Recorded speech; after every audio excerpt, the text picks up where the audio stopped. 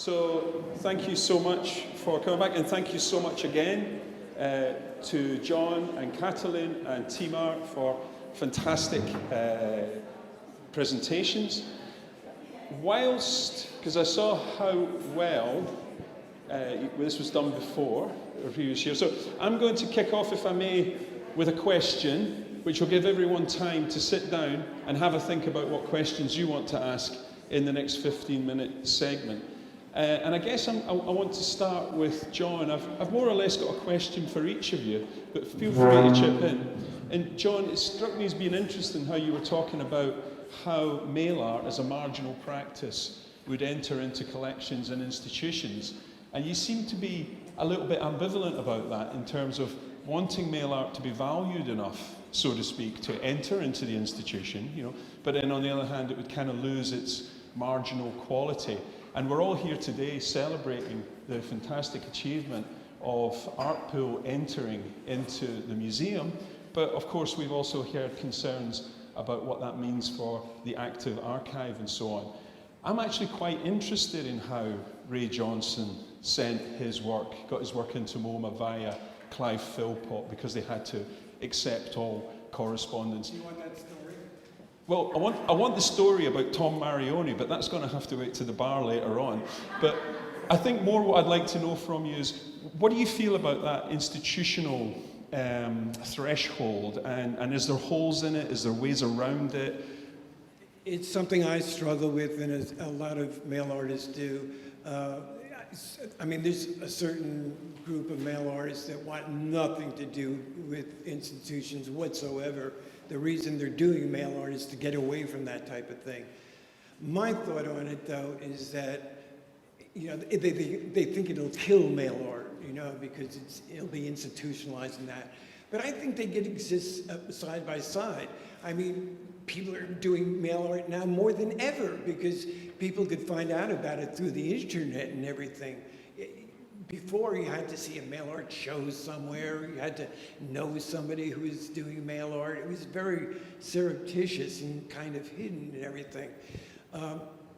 But I think that, you know, it has a 50-year-old history now, you know? And it's, I mean, Ray Johnson was playful, but he was a very serious artist, you know? And he has to be recognized for that.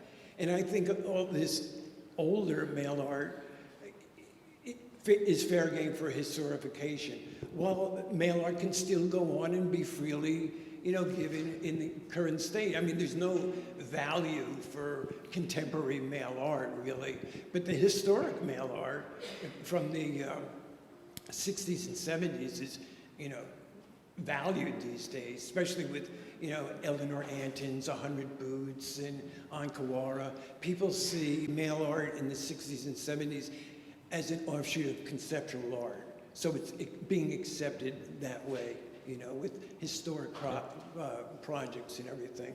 But it still goes on, and there you go. So the double bind is that, you know, the work is significant, the work is meaningful, the work needs to be accessed and researched and so on, so it has every right to be in the museum. But then I guess coming to some of the issues that came up in the other two presentations as well, there's something about canonization, you know, so once you're in a museum, you're beginning to contribute to or establish a canon. And it seemed to me very interesting in terms of both Katalin and Klara's talks, how you brought up that issue of conditions of knowledge. And I wondered if maybe you could elaborate a little on, I know you spoke about it in the presentation, but what was it in the conditions of knowledge in Hungary at that time that led to such a swift dismissal of postmodernism? And if I may, because I thought it was fascinating that you took that 20-year gap to reflect, how do you see the knowledge, the conditions of knowledge now, maybe in Hungary or East Central Europe, in relation to this event? Yeah, yeah. No, but I mean, you were talking, you were commenting on the conditions of knowledge, and what's changed? What's the same? Oh, I think that maybe I start with the more anecdotal part. I think that something that changed, and it's obvious that people can travel and they can find materials on the internet, or they can travel with different, not that many Hungarian research grounds, but students can travel and do research in abroad. So in that sense, that's easier, but I think that there is still a resistance. I mean, postmodernism, it's kind of funny that it's funny to speak about it today or use this term today, but I think that it didn't have a history in Hungary. It arrived in this strange way, I should say unreceived or undigested, and then it passed quickly, and nobody. There were few books in the first half of the 90s that dealt with this, like translated texts, and wrote some essays about it, but then it was gone. But by that time, it was gone everywhere, so it's no wonder. But I think it's also like something that I reflect upon not that often these days, is what Klara mentioned in her presentation, that I also had a very formalistic art historical education, and as much as I know it from students, I mean, who are students of art history now, it hasn't changed much, and that's pretty awful. So that my research or my thesis was also against that formalistic art history. And I remember when I visited, actually as part of my studies, that when we visited Artpool, still in their apartment, that was at the end of '86, I think. And then I remember that I thought, like, okay, this is something, like one of the reasons I wanted to be an art historian, or I want to study art history, because this is such a wonderful material, and it's here in my city. I didn't know about it before, and that's when I started to work there as an intern. And this was also a way of revolting the formalistic art education or art history education that I had. But it's very complex and difficult. No, sorry, it is a very complex question, but it just led me to reflect that those conditions of knowledge are established through canons. And how are canons established? They're established through what's in museum collections, what's in archival collections, and so on. And then it made me think as well, Klara, because you were really touching on what was fascinating about that idea of a mobility of ideas, a transnational mobility of ideas, almost something you might call a meme, in some sense, that someone's doing something in one part of the world and someone else is doing something else in another part of the world, and there's actually quite striking similarities or shared concerns between them. And I wondered if you could tell us a little bit more about that in terms of how far the existing conditions of knowledge impact upon the production of art and culture, and maybe vice versa. You know, which way is it coming? If we don't know, if postmodernism is dismissed, does that mean it doesn't exist? You know, where is it that the artists react against the dominant modes of knowledge? Is it a matter of how they're described later and understood later rather than being there at the time?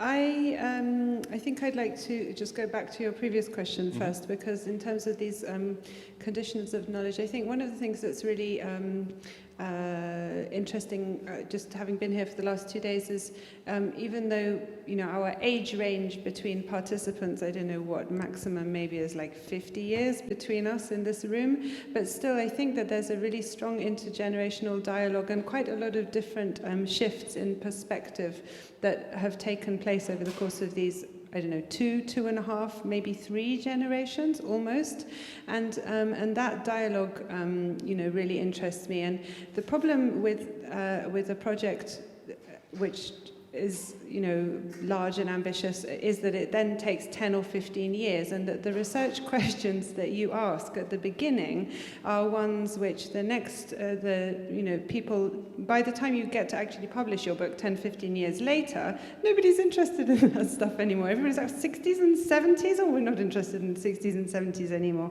You know, conceptualism, performance art, no, we're interested in, you know, electronic digital media. So, and I think that there is something to be said for that kind of slowness and for that longue durée, and for really fostering those intergenerational dialogues, and rather than each of us rejecting what the previous generation had done in the same way as in a family, you know, rejecting your parents and identifying with your grandparents or whatever, then this way, I think that slowly working with other people's ideas collectively, and so that we're all kind of really building on and taking forward what the people before us did is kind of so important, that part of this collaborative project. So coming back to this kind of, yesterday there was a little bit of tension, I thought, between Zdenka and Tomasz over this question of, well, I felt it, of this question of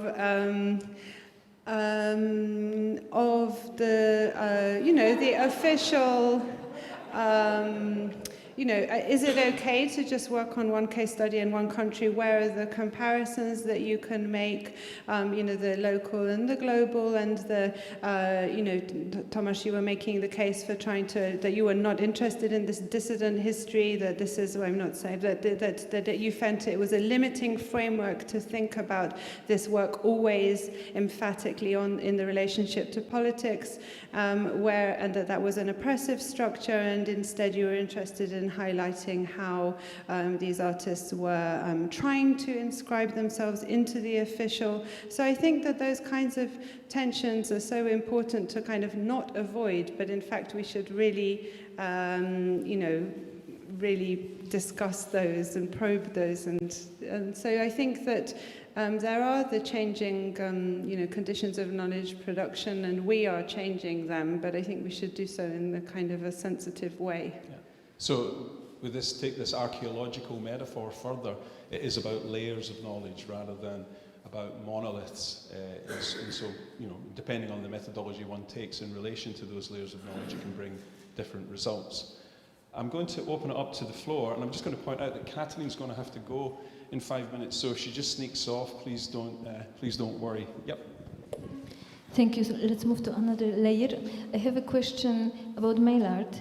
So, did you encounter or different strategic uses of mail art within particular practices? Because from my research, I can, for instance, distinguish very much this in the Polish context, different uses. Like you have net, which is incorporated like a core of the practice. So you have a Galeria address, which function within the artistic practice as it's a different tool.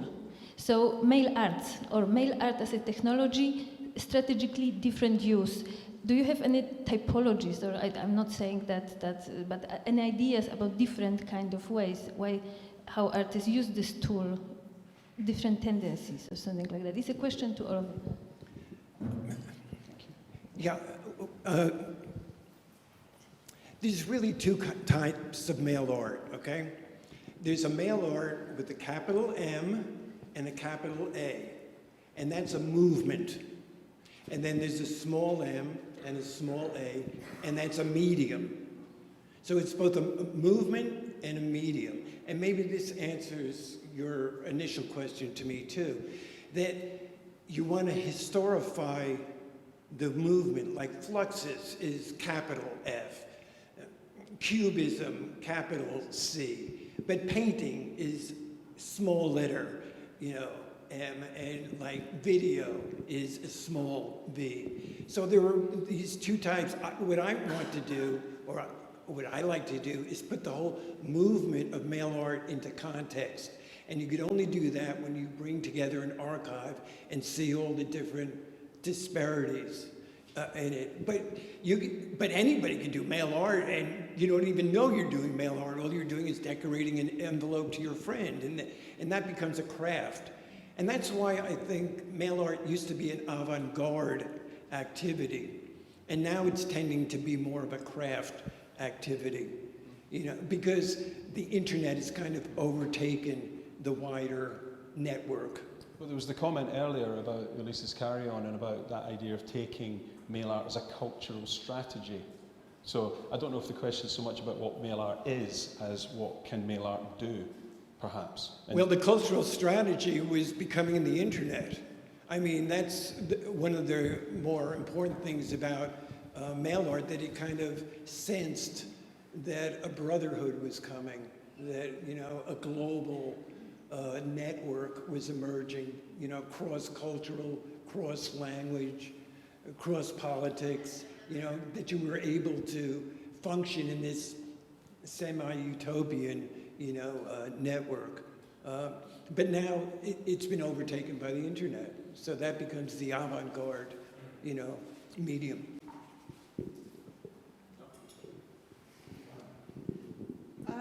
Yeah, I mean, I'm interested in intermedia, and I don't respect really these boundaries between conceptualism, fluxus, concrete poetry, mail art, performance, action art, even painting. I kind of consider that in a way, that kind of framework and the need to taxonomize. I'm not an archivist, and I like to part of my freedom is to just pursue my things that I like, actually, rather intuitively across these boundaries. And I think that is one of the liberating things about writing, is that it enables you to do that. And it's an art form in itself, which is a bit like being an artist, but you're using other people's materials and ideas, and I can't see why I would want to box myself into any framework. Maybe just one thing I'd like to say is that exactly, I'm sorry I didn't hear your Tomasz's presentation yesterday, or this debate about being political or not, but I think one important thing of mail art is that it has some sort of a political agenda, even if it's not necessarily like changing the political system, but just this idea of getting connected to people outside of your community, and that was a way to do it before the internet, and I think that's also a reason why there were so many artists from Eastern Europe and South America connected to this movement.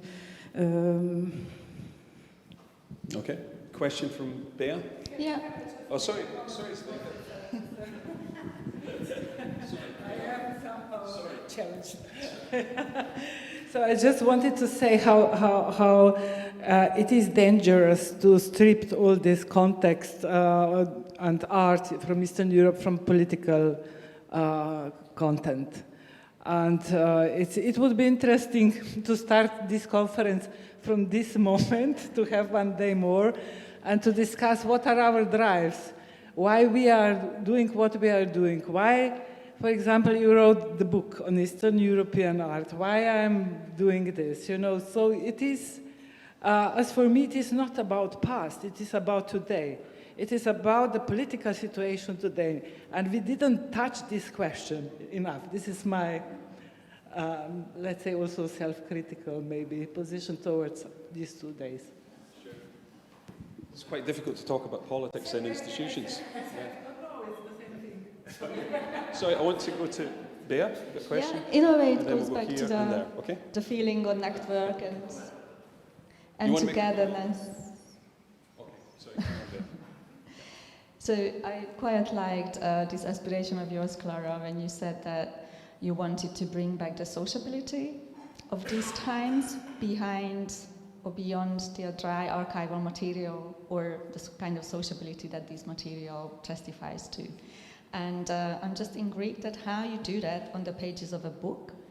So what was your methodology in this direction? So I guess I'm just inviting you maybe to share with us one example and how you turned this archival material, a set of piles of archival material, into reliving or... Thank you. Well, I guess it's a kind of a literary exercise. I think it's really,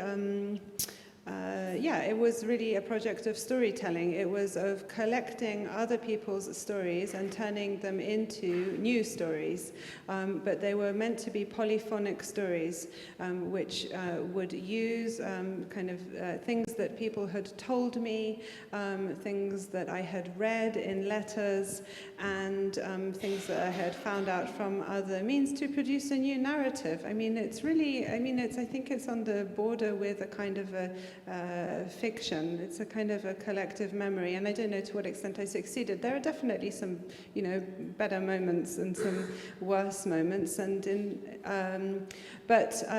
so I think that storytelling is fundamentally kind of collective, and it's there was an aspiration to use oral history alongside other documents to get a richer picture in dialogue with a selection of images, and that would convey something combined with historical and political documents, that more holistic approach to the telling of a story, a history, was my attempt to convey something of the social as I had encountered it through other people who had shared with me their stories. Tamas, you wanted to I just wanted to comment briefly on the tension that Klara mentioned. Me and Zdenka yesterday, we kept on kind of discussing the issue, and I've managed to come up with some more examples of similar, let's say, alternative official enterprises from other countries. But I would also like to make clear that what I said about like a process of passage, passing from this paradigm of dissident art towards what I called the interpretative framework of socialist modernization. This is for me like an extension really of the perspective, and not like leaving one paradigm behind. So the politics is there, of course, but I would say that it allows for a more complex approach. So that's it. Yeah. I suppose what I object to, because I also objected to that, is really that the idea that people who had worked on the 60s and 70s were producing a narrative of dissident art. In my book on anti-politics, that it was not a book about dissident art. I never said it was dissident art, but it seems that sometimes when people reject narratives of the 60s and 70s, which also explore the political context and talk about the second cultural sphere and talk about social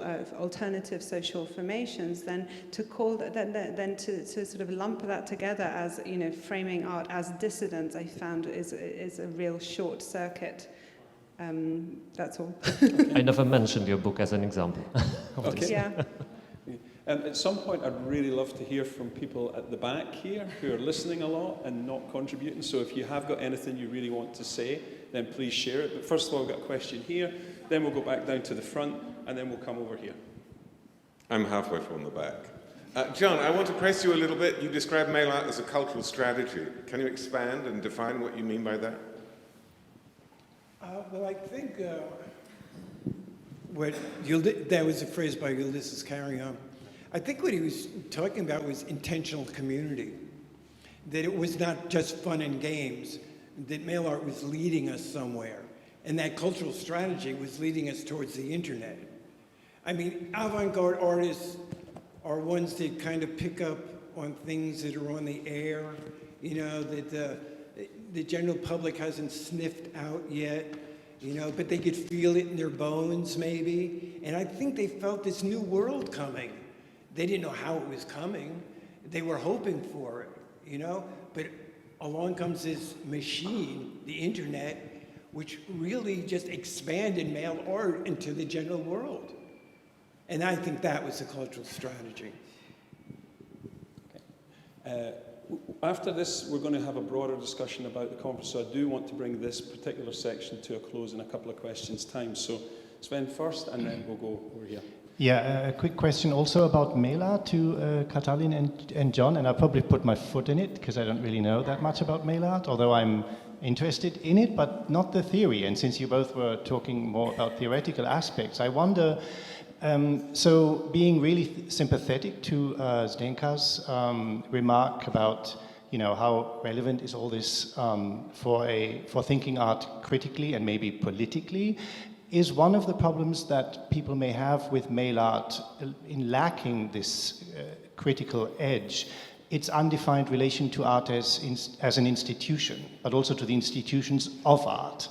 We're not used to seeing mail art in museums, but also mail artists are not known for taking on the institutions whose existence they essentially ignore. What is the institutional element in or around mail art? And then this is a question that would also include Klara.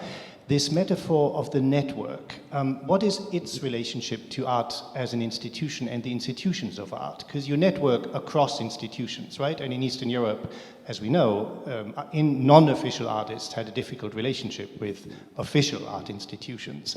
Is networking for artists, does that, it can of course at some point in itself become institutional or semi-institutional, but is that an alternative to speaking of, about and of institutions? So I don't know if my question is obviously not particularly well formulated, but I wonder if it makes sense to you. So in other words, I'm trying to direct Zdenka's point, which is well taken, about how can all this seem more relevant and critical, to a more concrete point that touches on a great deal of what has been talked about over the last 2 days, which is art as institution. There's an Italian mail artist, Rogerio Maggie. He has a rubber stamp that says, "Mail art uses institutions against institutions." So a lot of people mail artists think that they can subvert the institutions by, putting this lowbrow art into high institutions. I don't know. I mean, some people hate the fact that mail art is being institutionalized. They just don't like it because they think it's going to restrict the freedom of the movement. They don't want people charging for mail art because they want their mail art to be free. And I sympathize with that. But I think that it's got such a long history and it plays such an important part in contemporary art practice that it demands to be institutionalized. Just because it's unfair, not letting other people know about something just because you want it for yourselves. You need to share these things. And I mean, Ray Johnson changed my life. He showed me what it is to be an artist, and I know that Ray Johnson is like the most important artist I've ever met, probably, just for his spirit of generosity, and I just want people to know about that. So that's why I do what I do. A lot of people hate it, and they want to get rid of it, and they send it to me, and that's fine. Mm-hmm.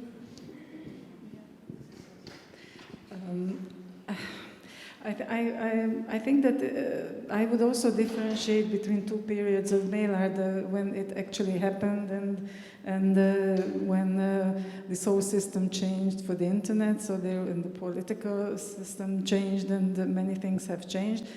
So I think that for me, mail art is a good example for how to make a parallel institution, because you don't need big resources, you don't need, these archives were built up naturally, that the artists received the materials themselves, so they started to collect it and made maybe a little bit effort to have more of that.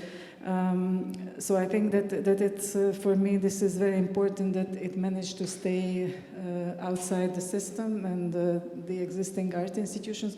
But again, I think that it's important to preserve them in a form, and I also think that something, I don't know if I mentioned in my paper now, where I just feel I thought about it, but finally I didn't. It's also the way we think differently about institutions. Like in the 60s, 70s, and even in the 80s, institutions were very different from what they are today. So they become part of archives, but not like what is in the institution is not like live anymore in the sense of like actually happening, but it's historical for me. I might be wrong. Yeah, I don't know. I think that we can over-dramatize the relationship between institutional and uninstitutional. There are different types of social formations, and as you said, in Eastern Europe, there's a lot of fluidity. To some extent, there's more fluidity than a binary approach would allow. People were working in institutions and using the space of the institution outside of office hours to hold their own events socially. So that's something I'm really aware of. I think that the question is not so much one of so for me the question of the network is just a question of distribution, and it's the production of, it's just a simple matter of distribution, and if there are not institutions that are prepared to or have the infrastructure or interest or commitment to, or you wish to avoid them because you don't feel they represent you, then you circulate your work through other, and so that's what the network was an alternative means of distribution, and that's what really and I come back again to the essay by Lawrence Alloway, The Art World as a System, which ultimately was just, the whole art world is just about distribution, except that was a capitalist form of distribution and this was a gift economy at that point. And it's true, it changes when it ceases to become one, perhaps. Yeah. Okay, thank you. Sorry, can I just say, so I've got two, we're getting over time, so if you've got very quick comments, then I want to take a couple of points from the back of the room. I think there is too much of dichotomy between the institutionalized and outside the institution or whatever. I think it's time maybe to emphasize that how much institutions, and of course I'm coming from the institution and I have to defend the institution a little bit too. So how much the institutions today are informed about everything what we have been talking about last 2 days, about the art and non-institutional art. And I would like to point to Gerald Rauning's concept of the instituent practices that creates the space for temporary alliances between the institution and non-institutional practices. And I think this is something that we learned exactly from the post-avant-garde practices, the practices that we were talking about today. Thank you. If you can just hold on to that comment. I just want to take 2 comments or questions from here, and then if you can respond to those, please, and we can wrap up this part of the session, that'd be great. So first of all, please.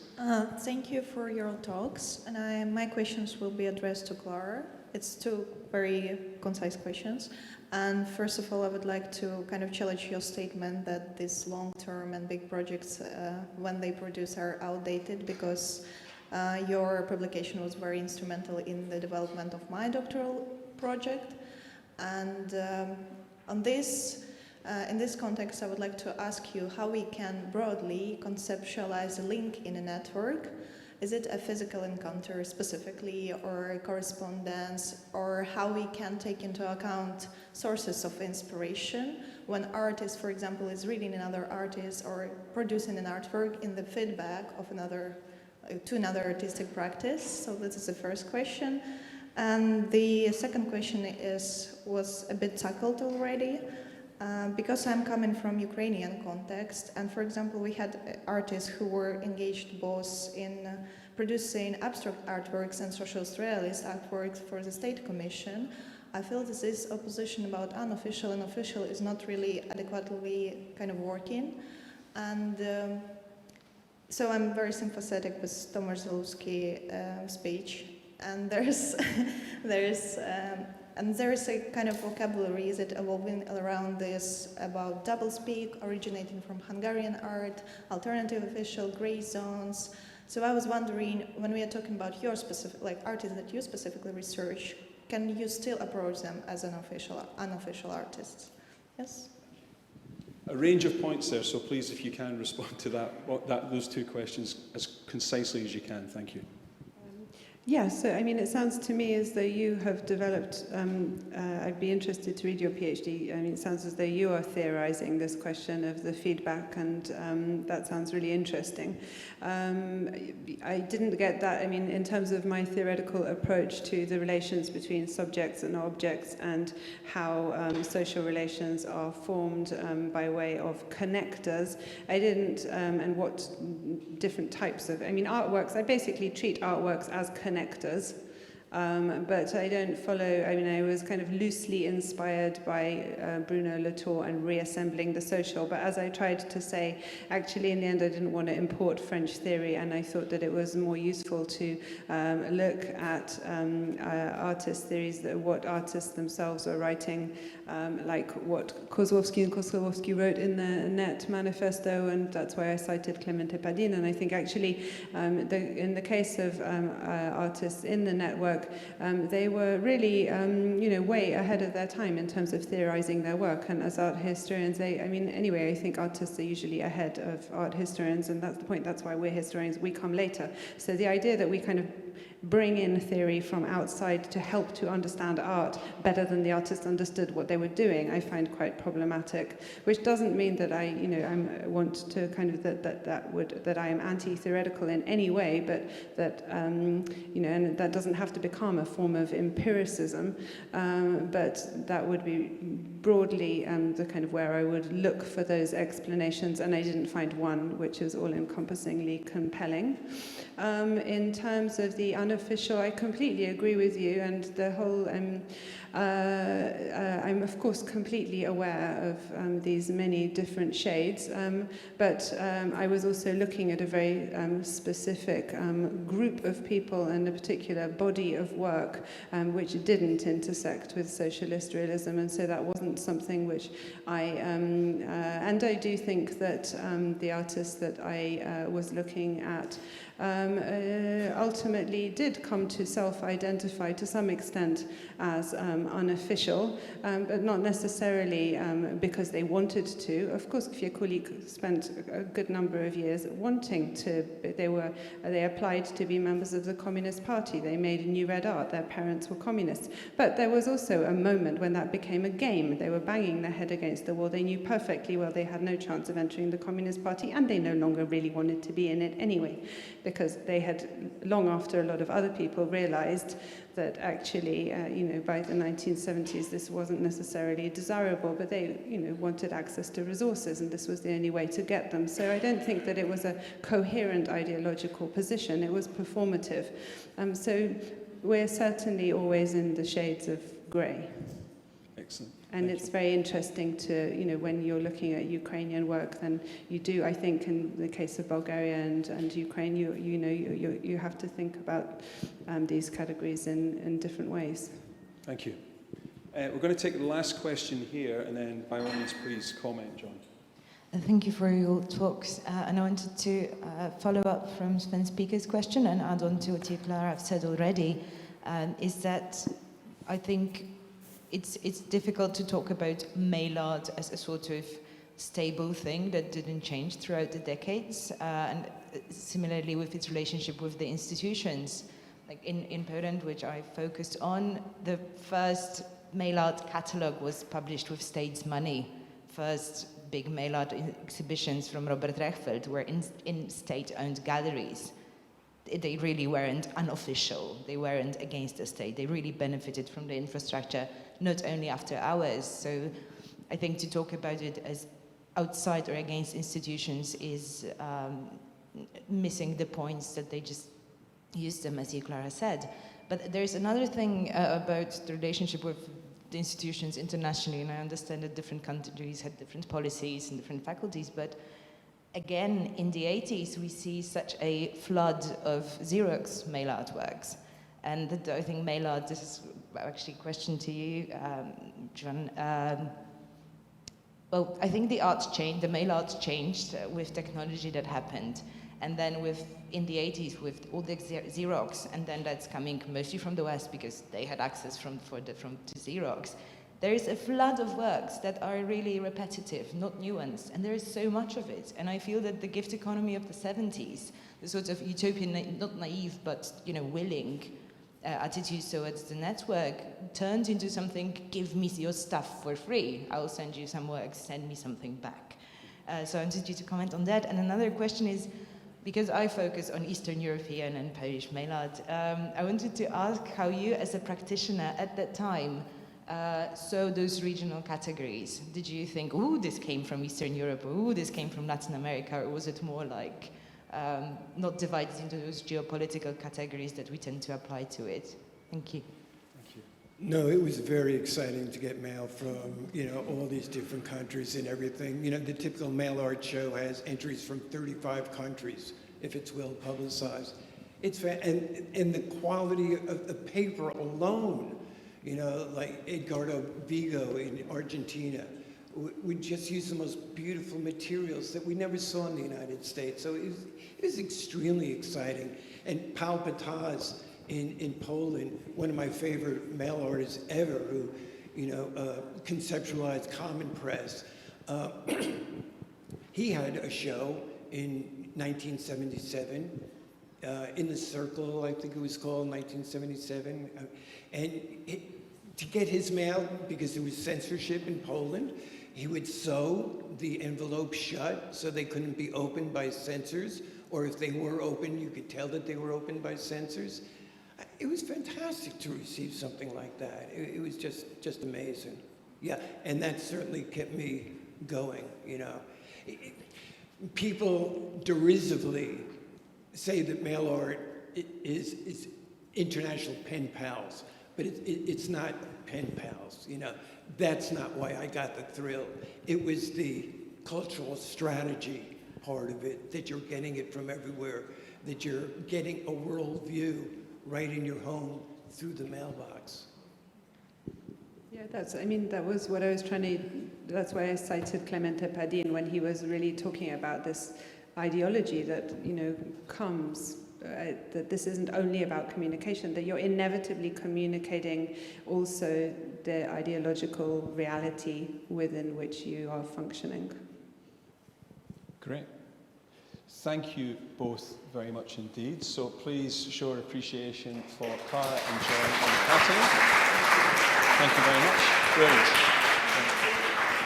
And now, just before I hand over to Zsuzsa, I think I should just say as one of the participants, because we're coming into the last session now, that on behalf of all the participants, we'd really like to thank again George and Julia for the fantastic invitation, for Bea and Judith for working on the project, and everyone in the Artpool team and all the volunteers here at the museum who've done such a fantastic job making sure everyone had a great time. So how about a round of applause for them as well? Yeah?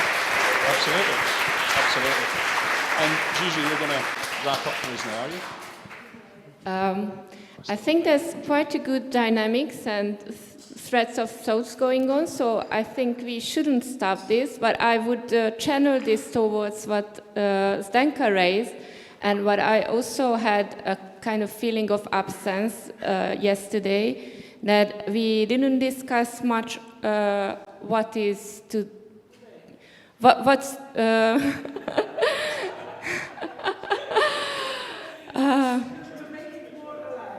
yeah, and what's to be done, that's what I wanted to say. Yeah, and to come back to the question whether do we need to reform institutions or subvert them? And I think it's quite crucial that we shouldn't homogenize institutions as such, but there are many different kinds of institutions. So I don't know if, Zdenka, would you like to elaborate on the questions you missed, or if there's any comments on the present situation in which we have artist archives entering institutions, and also have a political situation around institutions, very different ones, and institutions are also in dialogue with this part of the reality. I think it's not for me to conclude this conference. It's better, that you do it as you started, because if I start answering you, this will be another lecture. So I think this wouldn't be really polite. Maybe, just to clarify it more. Of course, there were moments that tried to link the past art practices to today's experience. We face in Hungary and elsewhere really very difficult situation. We know what we are talking about. And I think, and this is my personal practice and experience, I try to learn from the past, from the art history, how to live and try to answer the questions today. I didn't want to be critical, that there was nothing about it, not at all. But maybe, maybe a little bit more, at least in the discussion. And this is also about me. I didn't do an effort to raise it on more, let's say, today's level, at least with my questions more. It's also self-critical. I just had a thought while you were talking at the same. We were discussing that just 2 minutes before, actually. I think there's a certain desire to learning or knowing these histories because we were not there. I remember, when the first time you're looking at these archives and you think, I wish I was there, or I just can't, I just don't know what's going on that black and white photograph, but I just need to know about that gap, and that's an exciting thing. And of course, once then you learn about how these whole things come together, it's a very, very interesting history as opposed to most of us who are studying art history, and then how you're taught, which is a similar experience that Klara and probably a lot of people in art history have. So I think these histories have to be somehow told, but I have a certain problem how we try to talk about them sometimes, because maybe what you meant, Stanko, or what I think about it is that it easily becomes nostalgic and about nostalgia for something that happened, and we just don't know how to talk about. So I think the presence, what Zdenka might mean about let's talk about today, is that I actually think about that we are standing in a different time, we have a different perspective, and then really compare these histories of how do they make sense now. Another thing that I had during this whole 2 days is that maybe this conference has a second part. And the second part has to be sometimes when Artpool actually moves. And then maybe in a couple of years' time when things do happen, because this archive will change eventually because of that move that will happen with it. Also, the institution will change, hopefully, because of the archive. And that was my, the point, that the institutions changed. Well, but maybe that should be the topic of that second conference, to say what happened. What happened 2 years' time from now? How would we think about these questions at that point? And I think because at that point we will actually have a case study to look at. It will bring out the questions of the present, of what happened, why did it happen, did it change the institution, or did the institution change the Artpool, what can be done? So it's almost like we are at that moment, which is of this transition, when we're looking back in a sort of nostalgic way of what was then, and then looking towards to the future, but the future hasn't happened. The moment the future happens, then we really can talk about it, I think. I was very happy with your last remarks, Zdenka, since I completely forget what I wanted to say. It's really funny. So I really felt that we are turning back to our starting point, and concretely my point when I started to speak our situation in the Artpool. And my thesis was that we really hope and we really share the intention that this institution is trying to interact in a positive way in the Museum of Fine Arts. But speaking about this work, I think we are really lucky now in Artpool that we can be together in a generational way, and we are not just waiting towards this move, but we are preparing this move in an intellectual, generational and collective way. So we are there together, luckily with György Galántai and Julia Klanitsai and my curator and researcher colleagues, and we are in a constant dialogue, speaking about our dilemmas concerning the political, institutional conditions. We are coming from different backgrounds. Zsuzsi from transit, I have a museum and a private background, so we are deeply involved in this context, and we are quite critical. I used to say to my Polish friends that we are reproducing the conditions from the 60s in the sense that they had institutions that time and we didn't, and now we share the same situation.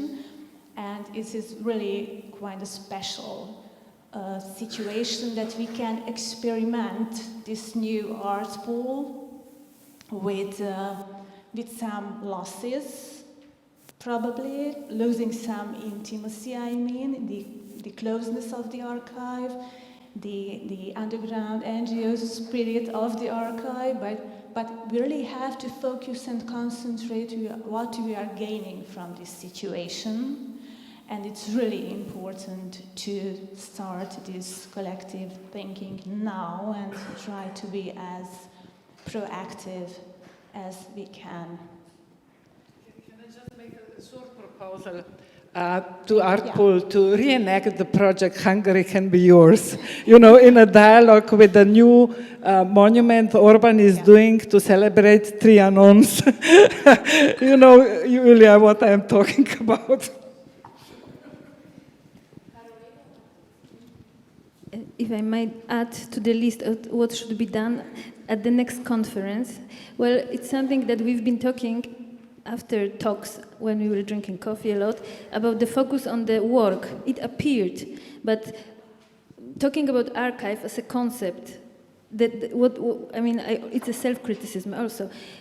Suddenly, we didn't talk about the work which is done, and by losing this issue, we also omitted many cultural producers, mainly female, that are participating in creating an archive. And of course, we are dealing with art practices that wanted to merge art and life, but we still talk about art and archiving, art, and access, making it accessible, digitalizing an art. So I would like to just learn it from the past to move our kind of lens to include everybody.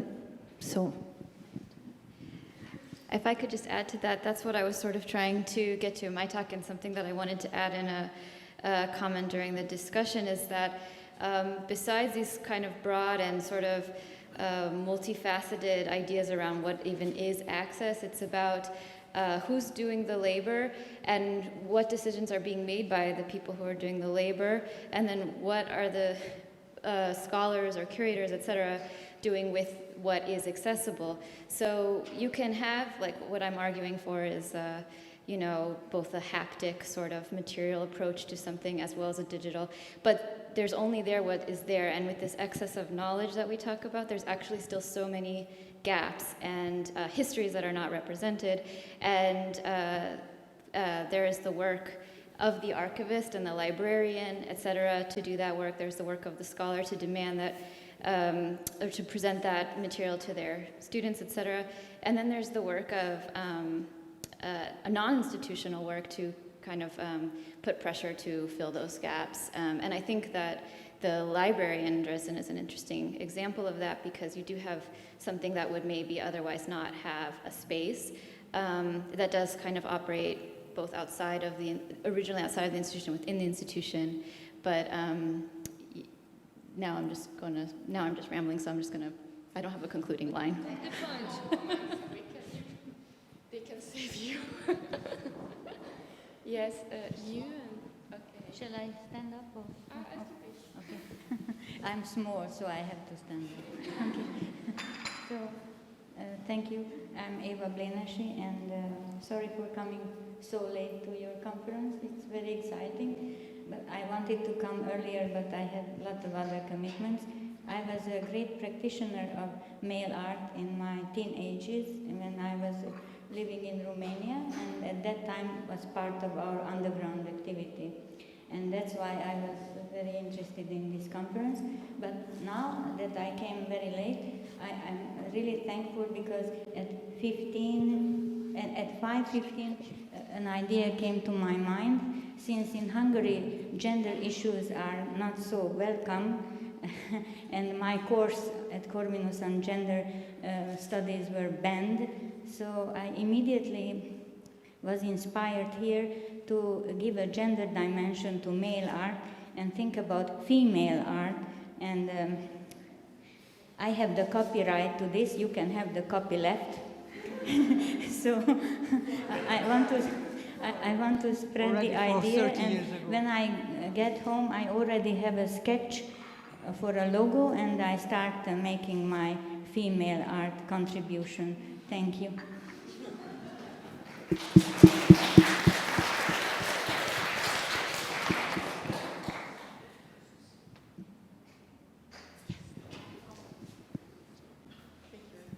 My name is Olga Laska, and I've been living here for more than 20 years and did research in samizdat, including samizdat archives, and working as a samizdat archives curator at the Central European University. But currently I'm involved in the contemporary art in Russia, and in particular in Siberia, in provincial part of it.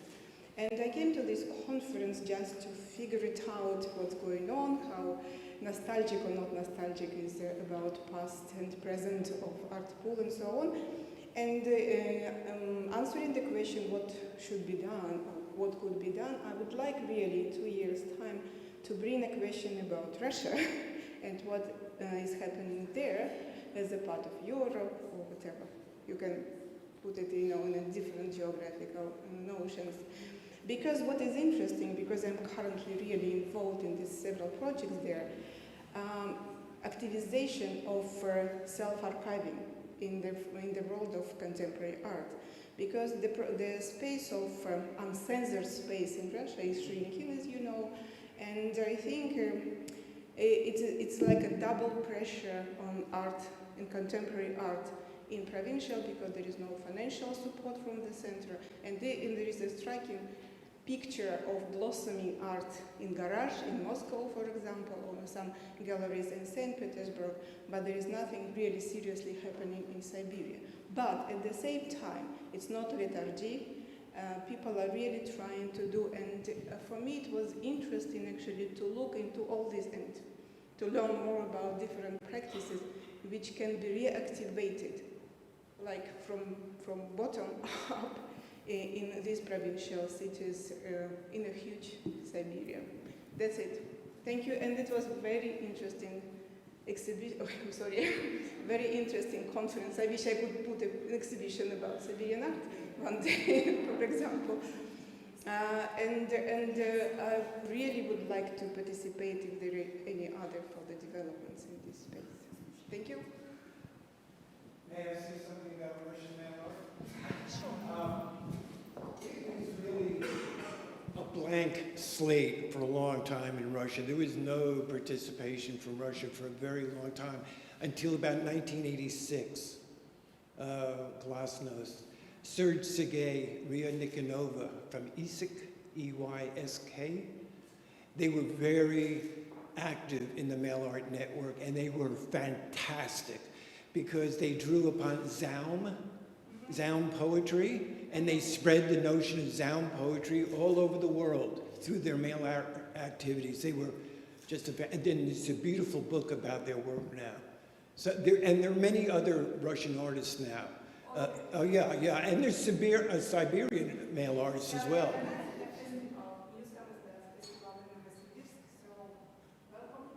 There's a person in Moscow who's exceptionally active, Yuri Gik, G-I-K, and he's been putting on mail art shows in the National Postal Museum in Moscow.